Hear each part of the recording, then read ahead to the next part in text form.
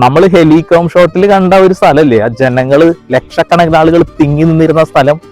ആ സ്ഥലം ഞാൻ ഇപ്പൊ കാണിച്ചു തരാട്ടോ. അവിടെ ഇപ്പൊ ഞങ്ങൾ നിൽക്കണത്. ഇപ്പൊ നമ്മളൊക്കെ തന്നെ ഉള്ളു, ഒരു എങ്ങനെ നോക്കിയാലും ഒരു 50 ആളുടെ താഴെ ഉള്ളു ഇപ്പൊ ഇവിടെ. പക്ഷെ ആ സ്ഥലം ഒന്ന് കണ്ടോളിയാണ്. രാത്രി 12:30 സമയം. വിശ്വാസികളായിട്ടുള്ള കുറെ ആളുകൾ, വളരെ ദൂരത്ത് നിന്ന് ആളുകൾ മാത്രമേ ഇപ്പൊ അവിടെ ഉള്ളൂ. ഇതാണ് ആ സ്ഥലം, വിശാലമായി കിടക്കുകയാണ്. ഈ സ്ഥലം രാവിലെ ആവുമ്പോഴത്തേനും ലക്ഷക്കണക്കിന് ആളുകളാവും. വൈകുന്നേരം 7-7:30 ആവുമ്പോൾ ഇവിടെ നിന്ന് ഇളകാൻ പോലും കഴിയില്ല, അത്രമാത്രം ആളുകൾ ഉണ്ടാവും. ആ ഉയരമുള്ള ഭാഗത്താണ് പട്ടാളക്കാർ ആ ഒരു സ്കഫോൾഡിന്റെ മുകളിലാണ് നിന്ന് ഇതൊക്കെ വീക്ഷിക്കാറ് കേട്ടോ. അഘോരികളുടെ ആ ഒരു പൂജ കാണാനാണ് ഞാനും സനൂപേട്ടനോടേക്ക് വന്നത്.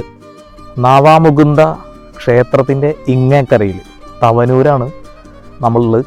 രാത്രി 12 മണിയാണ്. ഇപ്പോൾ അഘോരികളുടെ ഒരു പൂജ ഉണ്ട് എന്ന് അറിഞ്ഞുകൊണ്ട് വന്നതാണ്. നമ്മുടെ നാട്ടിലല്ലേ നടക്കുന്നത്, അപ്പോൾ നമ്മളിത് കാണാതിരിക്കുന്നത് ശരിയല്ല. 12 വർഷത്തിലൊരിക്കൽ നടക്കുന്നൊരു പരിപാടി, 200 എത്രയോ വർഷങ്ങൾക്ക് ശേഷം നടക്കുന്ന ഒരു പരിപാടിയിൽ ഇങ്ങനൊരു സംഭവം ഉണ്ടായിട്ട് കാണാതിരിക്കുന്നത് ശരിയല്ല. അതിൻ്റെ ഭാഗമായിട്ട് ഞാനും സനൂപേട്ടനും ഇങ്ങോട്ട് ഇറങ്ങിയതാണ്. ശിവക്ഷേത്രത്തിൻ്റെ ഒരു ഭാഗം കാണിച്ചു തരാം.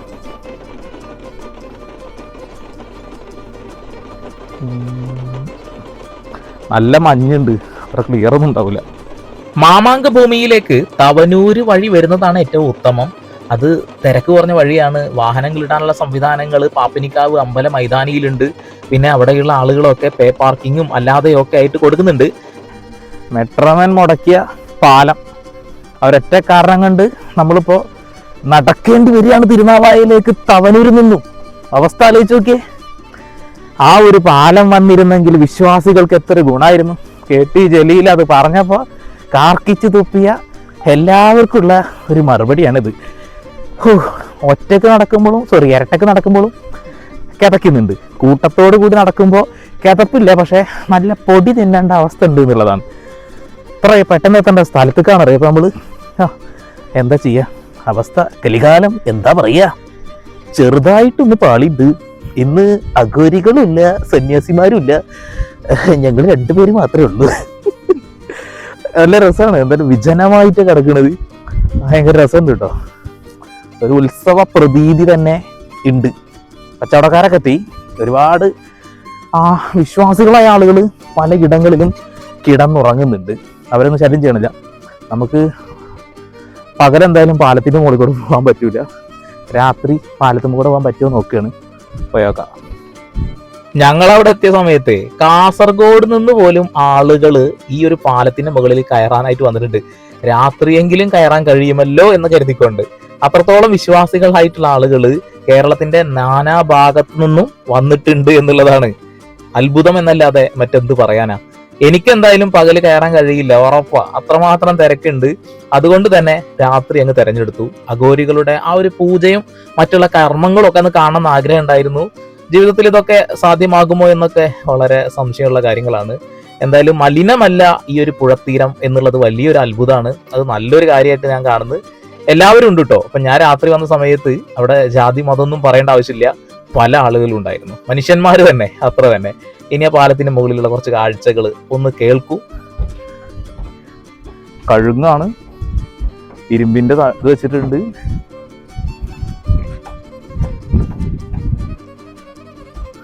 ഈ ഭാഗത്ത് അത്യാവശ്യം ആഴമുള്ള ഭാഗം, ഈ ഒരു ഭാഗം. ബാക്കിയുള്ള ഭാഗത്തൊക്കെ എങ്ങനെയാണെന്ന് അറിയില്ല. എന്തായാലും പുഴയുടെ നടുവിലാണ് ഇപ്പോൾ വന്ന് നിൽക്കുന്നത്. എന്തായാലും ഈ വർഷം ജനങ്ങളുടെ കണക്ക് നിങ്ങൾ കണ്ടില്ലേ, ലക്ഷങ്ങളാ. ഇനി അടുത്ത വർഷം ഇവിടെ ലക്ഷങ്ങളല്ല, അത് കവിഞ്ഞു പോകും. ഒരു തർക്കവും കാര്യത്തിൽ വേണ്ട. വിശ്വാസികളും അല്ലാത്ത ആളുകളൊക്കെ ഉണ്ട്. കാരണം എന്താ വെച്ചാൽ കൗതുകം നിറഞ്ഞൊരു കാര്യം കൂടിയാണ് എന്നുള്ളതാണ്. വിശ്വാസത്തിന്റെ അപ്പുറത്തേക്ക് മനുഷ്യന്റെ ഈ ഒരു ജീവിത കാലയളവിൽ കാണാൻ കഴിയാത്ത രീതിയിലുള്ള പലതും കാണാനുള്ള ഒരു അവസരം കൂടിയാണ് അവിടെ എന്നുള്ളതാണ്. വലിയ കച്ചവട സാധ്യതകൾ അവിടെ ഉണ്ട്. ഈ വർഷം ഇങ്ങനെയെങ്കിൽ അടുത്ത വർഷം ഞാൻ കാര്യമായി പറയാണ്, ഈ പുഴ നിരപ്പ് നിറയെ കച്ചവടക്കാരായിരിക്കും. വീണ്ടും നമ്മുടെ ഭൂമിയിലേക്ക് മാമാങ്കം വരിക തന്നെ ചെയ്യും. ചില ആളുകൾ പറയുന്നു ഇതൊന്നും നമ്മുടെ ആചാരമല്ലല്ലോ എന്നുള്ളത്. എന്നാൽ മാമാങ്കമാണ് അവിടെ നടന്നുകൊണ്ടിരിക്കുന്നത്. ആത്മീയതയുടെയും അതുപോലെ തന്നെ വ്യാപാരത്തിന്റെയും ഉത്സവമായിരുന്നു മാമാങ്കം. അതാരും മറക്കാതിരിക്കുക. ഇങ്ങക്കരയിലാണ് നാവാമുകുന്ദ ക്ഷേത്രം, മഹാവിഷ്ണു ക്ഷേത്രം ഉള്ളത്. ഈ പാലം നേരെ ചെന്ന് കയറുന്ന വഴി ഒരു പള്ളിയോട് ചേർന്നിട്ടാണ്. അതുമായി ബന്ധപ്പെട്ടുകൊണ്ടാണ് കോൺട്രവേഴ്സികൾ പലരും ഉണ്ടാക്കാൻ ശ്രമിച്ചത്. പക്ഷേ നിർഭാഗ്യവശാൽ അവരുടെ ആശകൾ പോകണില്ല. ഇവിടെയുള്ള ജനങ്ങൾ എത്രക്കാരാണെന്ന് മനസ്സിലായി. മലപ്പുറം മാപ്പിളമാര് എന്നൊക്കെ പറഞ്ഞ് എന്തൊക്കെയോ പറഞ്ഞിരുന്നു. അവരൊക്കെ മൂഞ്ചി. അതാണ് അവസ്ഥ. പള്ളിയാണ് ആ കാണുന്നത്. അവിടെ പണിയൊക്കെ നടന്നുകൊണ്ടിരിക്കുന്നത്.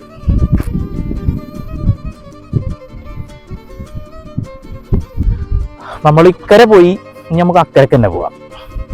ആൾക്കാരൊന്നുമില്ല. കുറെ ആൾക്കാർ കൗതുകത്തിന്റെ പുറത്ത് കാണാൻ വന്നിട്ടുണ്ട്. നമ്മളും തിരക്കില്ലാത്ത സമയത്ത് കാണണം. അഘോരികളുടെ ആ ഒരു പൂജ കാണാൻ ആഗ്രഹിച്ച് വന്നതാണ്. പക്ഷെ കഴിഞ്ഞ ദിവസം, അതായത് 30-ാം തീയതി വരെ ആയിരുന്നു അത്തരം പൂജകൾ വന്നു. ഇനി അങ്ങോട്ട് പുലർച്ചെ 4 മണി സ്റ്റാർട്ട് ചെയ്യും. അത് കാണാൻ കഴിഞ്ഞില്ല എന്നുള്ള വലിയൊരു വിഷമത്തോട്ട് കൂട്ടിയിട്ട് അതേ പാലത്തിന്റെ മുകളിലൂടെ നമ്മൾ അക്കരയിലേക്ക് കടക്കണം, തവനൂരിലേക്ക് കടക്കണം. അങ്ങനെയാണ് പറയാതിരിക്കും. ഈ ഒരു പാലം ശരിക്കും യാഥാർത്ഥ്യമായിരുന്നുവെങ്കിൽ കെട്ടി ജലീലിനൊക്കെ പൂവിട്ട് പൂജിക്കുമായിരുന്നു ആളുകൾ. അതൊക്കെ തള്ളി തകർത്ത് തരിപ്പണമാക്കിയ ആളുകൾ തന്നെ ഇപ്പോൾ അയ്യോ പാലം ഉണ്ടാക്കിയത് ബ്ലോക്കാക്കി എന്നൊക്കെ പറഞ്ഞ് കരയുന്നതൊക്കെ കണ്ടു. ആ പാലം വന്നിരുന്നെങ്കിൽ എന്ത് എളുപ്പമായിരുന്നു. അതാണ് മക്കൾ, അതാണ്. കഴിഞ്ഞ ദിവസം ഞാൻ ഈ വീഡിയോ ഇട്ട സമയത്തെ ഒരു ഭക്തനായ മനുഷ്യൻ ഒരു കമന്റ് ഇട്ടു. ഈ ഒരു വീഡിയോയിൽ മാത്രമാണ് ശ്രീരാമനെ കാണിച്ചത്, വളരെ നന്ദി എന്ന് പറഞ്ഞുകൊണ്ടാണ് ആ കമന്റ്.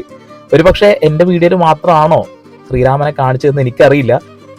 ഇനി ഓരോ 12 വർഷം കൂടുമ്പോഴാണല്ലോ മാമാങ്കം വീണ്ടും വരിക. തീർച്ചയായിട്ടും ഈ സമയത്ത് ഞാൻ ഈ വീഡിയോ എടുത്തില്ലെങ്കിൽ അത് വലിയൊരു നഷ്ടമായിരിക്കും. ആ ഒരൊറ്റ കാരണം കൊണ്ട് തന്നെയാണ് ആ വിഷ്വല് ഞാൻ പകർത്തി നിങ്ങളുടെ മുന്നിലേക്ക് എത്തിച്ചത്. പരമാവധി ഷെയർ ചെയ്യാൻ എല്ലാവരും ശ്രദ്ധിക്കണം കേട്ടോ.